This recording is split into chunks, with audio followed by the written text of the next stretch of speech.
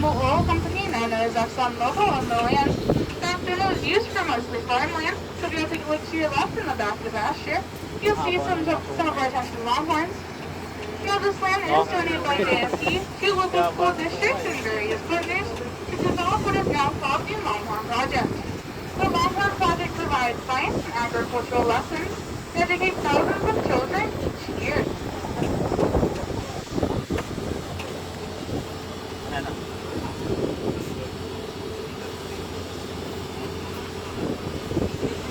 Ay, nahulog.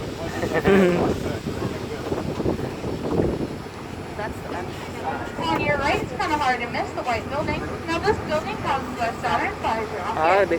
Its type of rocket took our astronauts to the moon. It is a real rocket inside the building, not a mock-up. It would have been used for future Apollo missions. The Saturn V rocket is the tallest, heaviest, and most powerful rocket ever flown.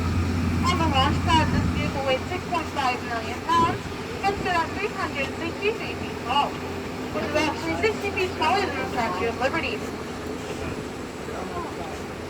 In addition to the Saturn V rocket, we have two other rockets outside the building.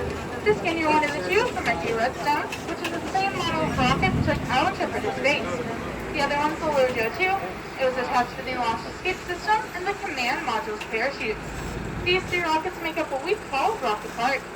Now don't worry if you don't get a good picture of these rockets, because this will be ending our tour today.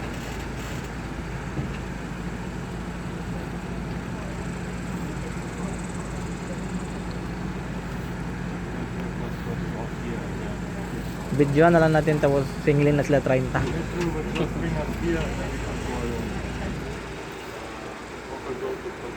Tapos kumuha ka ng picture dyan. Oo.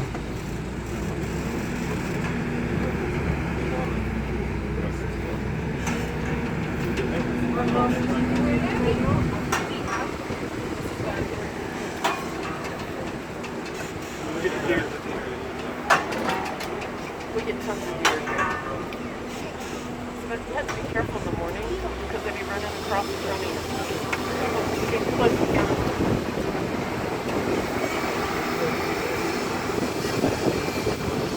See what I mean? Ross gonna figure it out.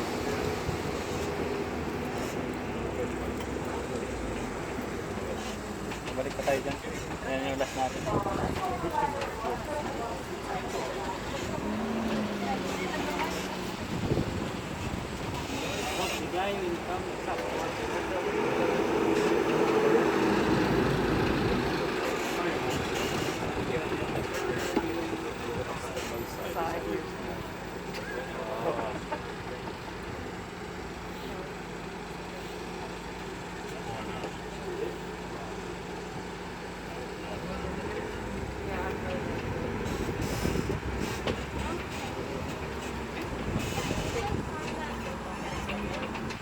If everybody wants to teleport,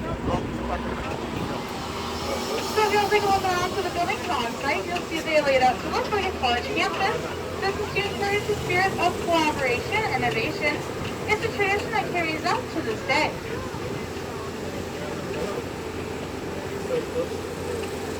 Up behind on your right is building 17. Now, this building has several jobs, one of which is housing the Orion Project office. This facility is responsible for the development of the Orion spacecraft. Orion is the spacecraft that will return American astronauts back to the moon in 2024 with our Artemis program, and that will lay the foundation for future manned missions to Mars by the 2040s.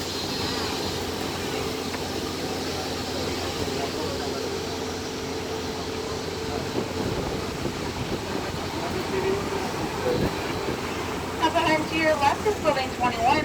This is the Human Health and Performance Laboratory. Scientific teams here are dedicated to optimizing human health and productivity for space exploration. Before astronauts launch after they return from space, they experience numerous changes throughout their entire bodies, one of which is their spine will elongate up to 6 inches. Now this is not a permanent change. Once they come back down to Earth in our gravity within a few hours, they'll shrink back down to their normal size. In 2015, NASA Nabulol na. Sorry. In 2015, NASA performed an experiment called the Twin Study. Astronauts spent at least 1 year on the International Space Station, which is twice the length of the usual 6-month stay. His twin brother Mark Kelly stayed on Earth as a controlled variable in the experiment. This experiment happened just so we could see how a human body changes throughout time and space. Once Scott came back down after 340 days on the International Space Station, the changes he went through were studied. The fluid in his body traveled upward to his face, which temporarily impaired his vision. This changes why the ISS stores an extra supply of reading glasses. Scott also experienced a 2% of bone density loss for every month he was in space. Now, since this is the only permanent change, this is something we'll have to be very careful with as we travel back to the moon and on our future missions to Mars. Stop na ako. Anto ka lang, ako na bahala.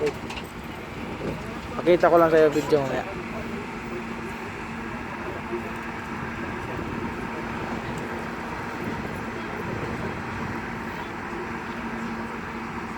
Nantok na ako kanina sa duty na. Hop ahead to your Pero right aga ko naman building. katulog kagabi, alas This is 10. the Space Employment Simulation Laboratory. We have three very large vacuum chambers, both of which are national historic landmarks. The larger chamber is Chamber A. It's used to test spacecrafts, and Chamber B is used to test space suits. In front of the building, you'll see some large gas storage tanks, which hold liquid nitrogen kept at 320 degrees below zero.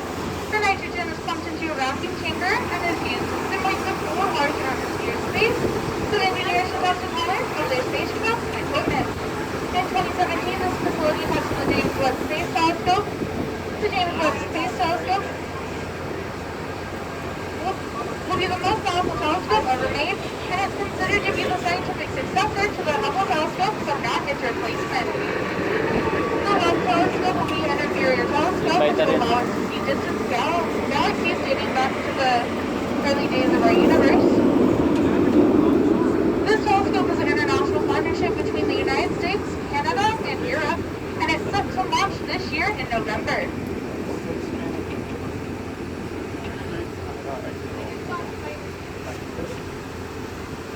When we used to test explosives on site, bunkers, everything.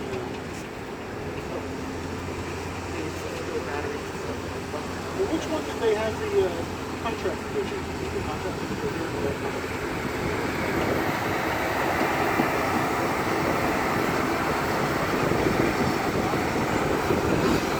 Up ahead to your left is the building 220. Childcare center. This building houses the Human Exploration Research Analog Facility, or HERA. HERA is a habitat meant to test the physiological aspects of long-duration space missions. Groups of 4 volunteers live inside here for up to 40 days to simulate what it would be like on a mission to Mars. Communication is limited to the outside world, and there's even a 20-minute communication delay to prepare for what's expected on a mission to Mars. Alrighty guys, so we'll take a look to your right, you'll see a long tan building. Now this is building 9 of the astronaut training facility. So here in just a few short moments, we'll pull up to the front of the building. Once we do, we'll ask you to the right-hand side only. I do ask you to please just give me a few minutes to make it in front of the group so I can lead you all in. And if you haven't already, we do highly recommend you taking a look at the blue and white row letters located on the side of the tram under your seats. And we ask you to please memorize these row letters because we will be returning to the same exact seats that we arrived. Once we head inside the building, we'll be making a total of 26 steps. So for any physical or medical reason you cannot make it up to 26 steps, you'll meet with our driver Jesus, and he'll gladly help you out in the elevator. Once we head upstairs, we're going to be walking down a catwalk. We ask you to please make sure you continue walking and taking your pictures, just because that way we can get everybody off the stairs and onto the catwalk. Oo, We iwan. also do encourage you to take as Alog many naman. pictures as you like, but please make sure that your flash is turned off, and please make sure that your cell phones are on silent. Also, please make sure you do keep your voices down to a whisper while you're inside this building, because this is a government working facility, and we don't want to disturb any of the people working in the building today. Also, please make sure you all remember we are still on government property, so you must wear your face mask over your nose and mouth the entire time we are on site today.